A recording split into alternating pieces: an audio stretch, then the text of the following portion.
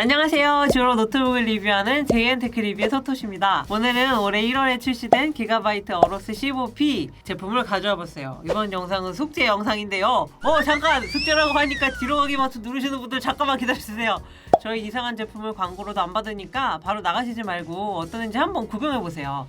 언제나 그렇듯 더욱 자세한 리뷰는 JN테크 리뷰의 블로그를 확인해주세요. 자, 기본적인 스펙을 보겠습니다. CPU는 인텔 10세대 i7-10870H인데 이게 뭐죠? 코맨레이크. 코맨레이크. GPU는 엔비디아 RTX 3070이고요. 램은 16GB씩 듀얼로 32GB가 장착되어 있는 제품으로 윈도우 미포함 시 구매했을 때 약 230만원 정도 하는 제품입니다. 좀 비싼가 싶긴 한데요. 요즘 워낙 RTX 3070 달린 노트북이 너무 비싸가지고 대체로 요 정도 금액이긴 해요. 3060이 들어간 제품은 170만원 정도로 가격이 떨어지니까 굳이 3070까지 필요 없다 하시는 분들은 3060인 걸로 구매하셔도 될 것 같습니다. 15P하고 15G가 있는데 GPU의 설계 전력이 얼마인지에 따라서 구별이 되거든요. 설계 전력이 높을수록 그래픽카드 성능을 제대로 쓰는 거라서 이왕이면 GPU의 설계 전력을 130W까지 뽑아주는 15P 제품을 구매하시는 게 맞지 않나 그런 생각이 듭니다.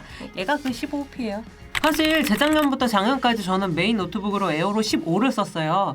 그게 이 어로스랑 동일한 제조사인 기가바이트에서 나오는데 얘랑 거의 비슷하게 생겼어요. 저희가 에어로 17을 갖고 있는데 보시면 여기 들어가 있는 가격이 다르긴 하지만 거의 비슷해서 설계가 동일한 것이 아닌가 이런 생각을 지금 저희가 하고 있습니다. 물론 상판 디자인은 완전 다르죠. 어로스는 기본적으로 게이밍 노트북이라서 이 가운데 당당하게 어로스 로고를 박아줬습니다. 불이 들어오나요? 자, 이 로고 디자인이 독수리의 턱인지 주먹인지 모를 이 어로스 마크 자체는 좀 부담스러운데 로고 크기가 리전 5 프로처럼 막 이렇게 대빵만하지 않아서 그래도 귀엽다. 자, 마감 재질은 플라스틱의 도장이라고 하는데 보자마자 플라스틱 같아 이런 생각은 안 들었어요. 이게 가까이서 보면 살짝 펄감을 넣은 무광 블랙 도장인데 펄 입자가 되게 미세해서 플라스틱 느낌이 안 나게 하면서도 그러면서도 막 촌스럽다는 느낌이 들지도 않는? 이거는 디자이너가 영혼을 갈아 넣었다. 좀 저는 물건을 모시고 사는 그런 스타일은 아니거든요. 막 굴려도 되게 튼튼한 플라스틱 마감을 좋아하는데 찍히는 거에도 강하니까 내구성도 되게 좋아요. 이게 푹푹 들어가는 플라스틱이 아니고 좀 튼튼한 플라스틱이라서 좀 좋다는 느낌이 들었고 만듦새도 되게 깔끔해요. 기가바이트에서 우리 제품은 다 대만에서 조립한다 그러면서 자랑을 하시더라고.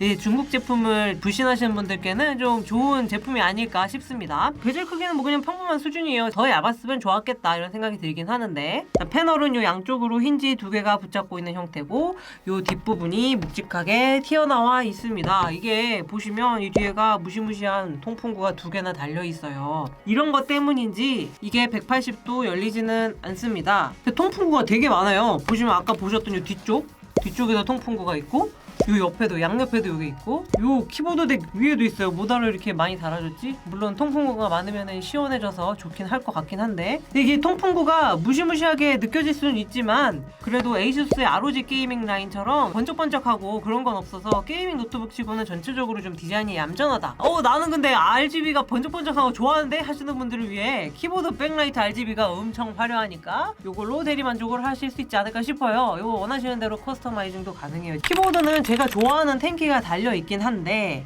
요 방향키하고 텐키하고 테트리스 하듯이 이렇게 딱 맞물려져 있어서 방향키 쓰기 전에 좀 눈으로 키보드를 확인해야 된다는 단점이 있어요. 여기에 돌기 하나만 넣어줬으면 좋았을 것 같은데 요거는 키캡이 위아래로 조금 긴 사각형으로 생겼어요. 이 각인도 키캡 따라서 이렇게 길쭉길쭉하게 생겼거든요. 뭐 저는 이거 나름 미니멀하고 귀엽다는 생각이 듭니다. 타건감은 잘깍거리는 손맛이 있는 키보드는 아니에요. 소음이 적으면서도 조금 안정적인 키감이라고 해야 되나? 그리고 이런 키감이 슈팅이나 리듬 게임 할 때처럼 키를 연타해야 될 때는 더 좋다고 하더라고요. 어땠어요? 개사장님 이거 써보니까? DJMax 용도로 괜찮습니다. 트랙패드는 평범하긴 한데요. 이게 일반적인 트랙패드보다는 좀 힘이 많이 필요한 것 같아서 급하게 막 무릎 위에 올려놓고 쓸 때 있잖아요. 그때 막 얘를 세게 눌러야 되니까 막 이렇게 눌릴 것 같아. 아까 에어로랑 설계가 비슷하다고 말씀드렸었잖아요. 근데 에어로는 크리에이터용 노트북이라서 그 기준에 맞춰서 포트 구성이 되어 있는데 그러다 보니 게이밍 노트북인 주제에 SD 카드 슬롯이 있습니다. 이렇게 있네요. 심지어 속도도 되게 빨라요. 대단한데? USB-A 3개 모두 3.2 버전으로 최신이고요. USB-C 포트 1개, 유선 램 포트도 있고 3.5mm 오디오 포트, HDMI 2.1 포트 1개, 미니 디스플레이 포트 1개, 충전 포트 이렇게 있습니다. 근데 좀 아쉬운 게 USB-C가 디스플레이 출력이나 PD 충전이 되지 않아요. 이 제품은 메인보드 설계상 디스플레이를 최대 2대까지만 연결할 수 있다고 해서 그렇게 한 것 같은데 아직은 게이밍 모니터들이 USB-C 연결 지원을 많이 안 해서 그런가 싶기도 하고, 또 뭐 진성 게이머분들은 디스플레이 케이블 연결이 신뢰도가 더 좋다 그러니까 HDMI랑 미니 디스플레이 포트를 넣어준 것 같다. 얘는 들고 다니기 얼마나 편한가 무게를 한번 재보겠습니다. 2.2kg. 얘가 GPU 설계 전력이 130W로 높은 것에 비해서 되게 가벼운 편인 거예요. TGP가 130에서 140W인 제품들은 거의 2kg 중후반대라서 들고 다니기가 힘든데, 얘는 그래도 휴대할 수 있다는 장점이 있습니다. 물론 휴대성이 더 좋은 제피러스 G15 같은 제품도 있긴 한데, 걔는 TGP가 80W대라서 그래픽카드 성능을 극한으로 좀 뽑아내지 못해서 제가 봤을 때 이 제품이 좀 성능이랑 휴대성의 밸런스가 좋지 않나. 이것만 중요한 게 아니고 게이밍 노트북은 뭐가 중요하다? 이 충전기 무게도 매우 중요하다. 크기는 그렇게 큰 것 같지 않은데 이 무게가 860g 정도 돼요. 이게 생긴 거에 비해서 되게 무겁네? 그러면 두 개 합치면은 거의 3kg 초반대, TGP에 비해서는 괜찮지 않나. 그리고 내장된 배터리는 99W짜리예요. 법적으로 비행기에 들고 탈 수 있는 배터리 크기가 100W시라고 하는데 거의 뭐 한계치까지 약간 법을 조롱하는 느낌으로 99W를 만들었어. 그러다 보니까 충전기 없이 그냥 뭐 일반적인 사용 있잖아요. 문서 작업이나 뭐 인터넷 검색 같은 거 하신다라고 할 때는 매우 오래 갑니다. 6시간 반 정도. 집에서는 이제 게임이나 고사양 작업을 하고 혹시 들고 뭐 강의를 들어간다거나 뭐 외출을 해야 된다고 하시면 충전기 없으셔도 크게 무리가 없겠다. 디스플레이 세격은 DCI-P3의 77%, NTSC의 70%, 최대 밝기 300니트급의 저반사 패널이라 일반적인 게이밍 노트북 디스플레이예요. FHD의 주사율이 240Hz인데 오버워치나 DJMX 같이 페이스가 빠른 게임을 할 때는 확실히 체감이 된다 그럽니다. 그리고 팬톤 색 정확도 인증을 받았다 그러네요. 게이밍 노트북인데 그런 게 필요한가 싶긴 하지만 뭐 정확해도 나쁠 건 없죠? 에어로 인증 받을 때 하는 김에 어로스도 한 것 같긴 하다. 사운드는 음악 작업을 하시는 분이 아니라면 만족하고 쓰실 수 있을 만한 수준이에요. 막 울트라북 중에 너무 찢어져서 못 쓰겠다 이런 것들 꽤 많은데 얘는 그래도 되게 좋은 것 같아. 최대 음량이 막 방 안을 쩌렁쩌렁 울릴 정도로 크진 않은데 뭐 혼자 게임할 때 소리를 들어야 된다 혹은 뭐 그냥 혼자 영화 감상한다 그 정도로 쓰실 때는 크게 문제가 없다. 웹캠이요? 죄송합니다. 이거 좀 아닌 것 같아요. 카메라가 여기 있어요. 이게 아래에 있으니까 얼굴이 못생겨 보이는 거는 뭐 그렇다 쳐. 못생길 수 있잖아? 근데 상대방을 그냥 얘기할 때 계속 콧구멍이 보이는 거예요. 이 제품은 웹캠이 정말 필요가 없다 혹은 뭐 별도 웹캠을 가지고 그걸 쓰신다 하는 분들만 구매하시는 걸 추천드리겠습니다. 성능적인 부분하고 벤치마크에 대해서는 제가 간단하게 좀 안내를 중간에 끼워서 드리도록 하겠습니다. 이게 인텔 10세대 CPU라서 많이들 불안해하시는 경우들이 많긴 한데 뭐 어찌됐건 라이젠하고 좀 어느 정도 경쟁하기 위해서 8코어 구조로 나온 거라서 뭐 성능 생각보다 쓸만하다라고 말씀을 드릴 수 있고요. CPU를 갈구면은 발열이 어떻게 되느냐, 생각보다 온도가 되게 착하게 유지가 됐어요. CPU에다가 60W 이상을 공급하는 상태에서도 패키지 온도가 76도 이상으로 안 올라갔고 그 상태에서 최대 팬 소음도 50dB 정도니까 이건 어지간한 그냥 일반적인 게이밍 노트북 평균에서 평균 이상 정도라고 보시면 될 것 같아요. GPU TGP가 중요한데 129W까지 올라가는 게 확인됐고 그 상태에서 내부 온도는 75도 정도로 유지가 됐습니다. 아무래도 GPU에 조금 더 힘이 실려있는 구조이기 때문에 GPU를 스트레스 테스트할 때는 소음이 조금은 더 시끄러워지는 경향이 있었고, 그리고 기가바이트 노트북들은 쿨링 팬 속도를 매뉴얼로 최대 속도로 올릴 수가 있거든요.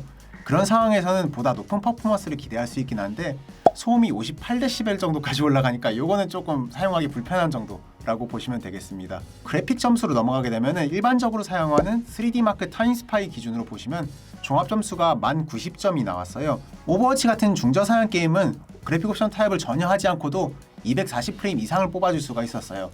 그러니까 이 노트북의 240Hz 주사율 모니터를 온전하게 활용할 수 있다는 소리겠죠. 배틀그라운드는 훈련장에서 최대 190프레임까지 확보되는 게 확인됐고, 어쌔신 크리드 오디세이와 같은 나름 고사양 타이틀도 평균 프레임이 90프레임 이상으로 나왔어요. 체감성을 좀 말씀드려볼게요.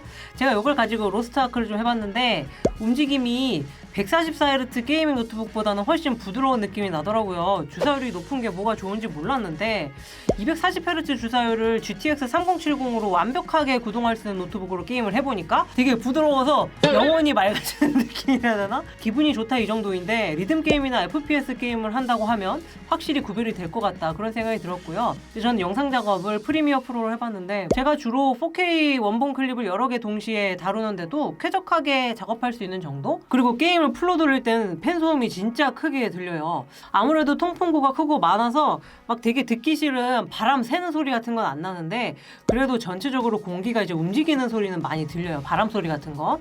대부분의 게이밍 노트북이 쿨링팬이 있는 위치로 통풍이 되면서 발열 처리가 되죠. 보통 이제 양쪽으로 달려 있는데 얘는 키캡 사이로 통풍이 되게 많이 되는 편이라 여기가 거의 냉장고 느낌이 나요. 더울 때 손에서 열라면 일부러 저는 이제 최대 팬 속도에 올려놓고 여기다 이렇게 손을 올려놔요. 그러면은 손이 되게 시원해지는 느낌. 자, 한번 보시길래요? 이걸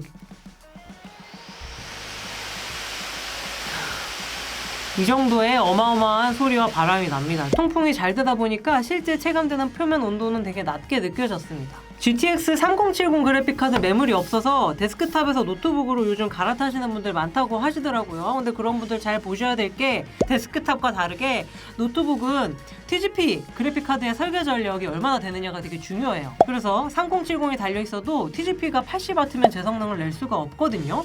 그렇다고 무조건 130W 이상 내는 물건을 사신다? 그러면 발열 쩔고 탱크 같은 애가 올 수가 있어. 근데 얘는 130W를 뽑아주면서도 무게가 무겁지도 않고 발열 관리가 잘 돼서 사용이 쾌적하고 휴대성도 좋기 때문에 만족스럽게 쓰실 수 있지 않을까 생각을 해봅니다. 이런 분들한테는 좋을 것 같아요. 게이밍 노트북을 처음 구매해본다. 고성능 노트북이 필요한데 어떤 거 사야 될지 모르겠다 하시는 분들, 기본 게이밍 성능도 괜찮고 탱키도 있고 SD 카드 슬롯도 있고 휴대성도 좋으니까 뭐 어떤 용도로 쓰셔도 문제없는 제품이라고 생각을 해요. 또 내가 밀리세컨드 단위로 게임 싱크를 맞춰야 되는 민감한 게이머인데 휴대가 가능한 노트북이 필요하다 하시는 분들, 옵티머스 온오프 기능도 있고 FHD의 고주사율이라서 이 제품 되게 만족하실 거라고 생각이 됩니다. 이거 무슨 e스포츠 팀 어디서 인증받았다고 그러던데 저는 잘 몰라가지고요. 죄송합니다. 자, 저희가 숙제 영상을 만들면 영상 봐주시는 분들께 조금이나마 돌려드리고자 감사의 의미로 작은 이벤트를 하고 있는데요. 이벤트 내용은 고정 댓글을 참고해주세요. 그럼 오늘 리뷰는 여기까지. 다음에 봐요. 램은 16GB씩 듀얼로 총 28GB가 아니고 32GB. 아니 16 더하기 16이 어떻게 28입니까?